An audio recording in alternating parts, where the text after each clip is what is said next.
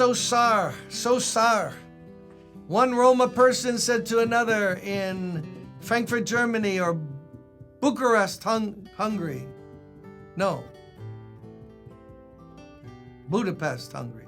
Bucharest, Romania. Yeah. Yeah, there's Roma people there, and that's how they say good morning. So sorry. And I was in Budapest once, and what I remember is it actually was two places, Buda and Pest, and they put it together, and there's a famous bridge, and it's obviously the old city, filled with charm and culture, Budapest. And it was in Budapest, Hungary, that I went walking, and I went by a coffee bar, and I walked in, but I didn't realize what I was walking into. So they had little cups this big. Look, not this. This is Americano. This big, and they were down on the little saucers.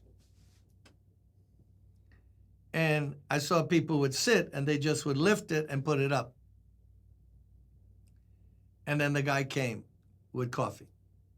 So I did that. You know, I'm going to be culturally relevant here. They came with a pot. Good grief. What came out of that pot looked like ink, thick paint. I don't know what. But we're not talking coffee like I knew it. Forget Dunkin' Donuts. This much. And I was watching everybody, they just went down. So, you know, I can't be wimpy about it. So I was up, caffeine bothers me. I was up for like 7.5 weeks. I didn't sleep. That was my coffee experience in Budapest, Hungary. Here's something much more important than that. In chapter 9 of Mark, verse 33, when they came to Capernaum, where he had a home, it seems. Then they came to Capernaum. And when he was in the house, he asked them, what were you arguing about on the way? They were arguing and fussing, and he knew it. But he asked them what? But they were silent. They won't tell him. Because on the way, they had been arguing with one another about who was the greatest. Sitting down, he called the 12, and he said to them, if anyone wants to be first, he must be last and the servant of all. And he's going to do more teaching about that. But imagine, you have walked on three of them, on the Mount of Transfiguration. You saw Elijah and Moses talking with him. You've seen him walk on the water. You've seen him do all these things, and you're privileged to be one of his disciples.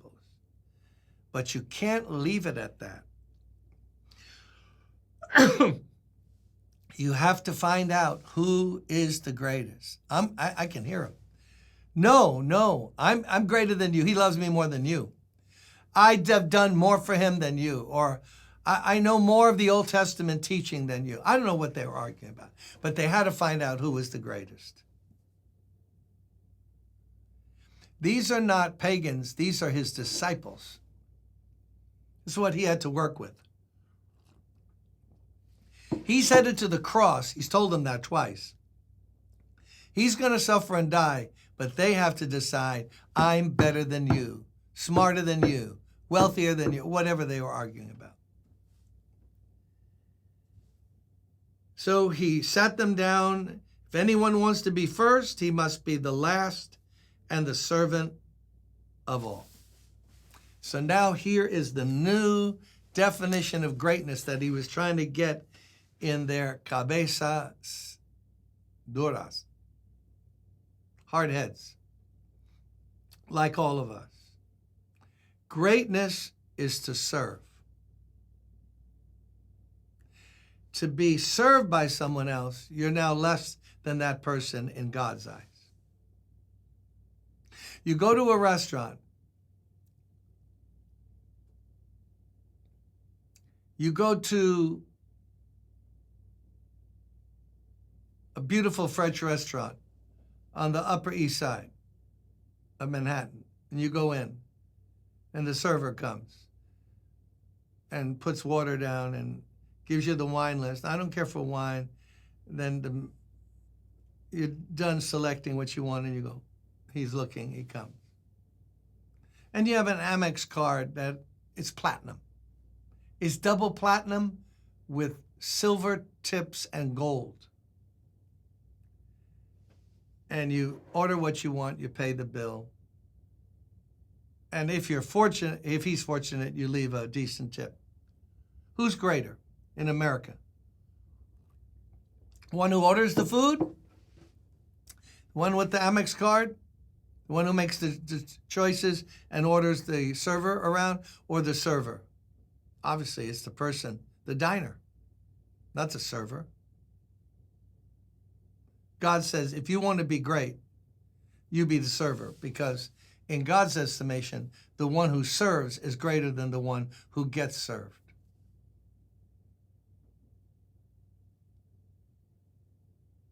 That's a very hard thing to really learn, and by the grace of God, practice. To be a servant. Everyone wants to be the chief, the boss. Pastors can easily become, instead of servant pastors, they can become dictators, just yelling orders to everyone, wanting their picture up. There was a guy on 4th Avenue in Brooklyn in a Spanish church. This is the truth. It's down now, I heard, and I heard he got arrested. I hope not, but I heard he did. I think in the 50s in Brooklyn, there was a Spanish church there, and he had his picture. They must have owned the building, 4 stories. The church was on the ground floor. He had a picture of himself, like a portrait painting picture, that took up the 2nd and 3rd and into the 4th floor. So when you drove by, you looked up, and there he was, smiling at you. Now, why would you want your picture to be seen about you if it's all about Jesus? Are we trying to impress someone? That goes for all of us. And there's many subtle ways to try to make, like, please notice me.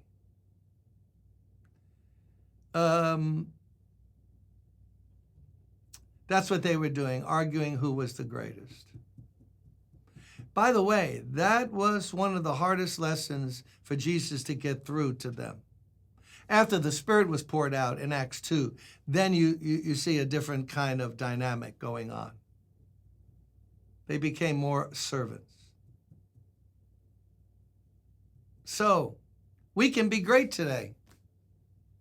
Yes, you can. Even in God's sight, you can be great. It's too late for me to go to seminary. I can't memorize the whole New Testament. You don't have to. If you give a glass of water to someone in the name of Christ, if you just help and serve. Who's the greatest Christian in the Brooklyn Tabernacle? There's a good question. I know who it is. The one who's the biggest servant. Absolutely. I don't know that person's name. I don't think it's me. Truth be told, is we got some servants. Lord must be working in their life, because they just serve, and serve. Their joy is to serve others, not gossip about others, and not to say, I need your help. Haven't I told you I need your help? No. Can I help you? Come on, today we can do that. In the name of the Lord. Look, your only life is today. Yesterday you can't be a servant. Tomorrow you're not sure you're alive. So how about it today? Why don't you call someone and be a servant to them by, how are you? Can I pray for something? That's the act of a servant. How can I help you? Jesus went about doing good. And on the night he was betrayed, he had the disciples all one by one wash his feet. Oh, no? Oh, you're right. He had them sit down and he washed their feet.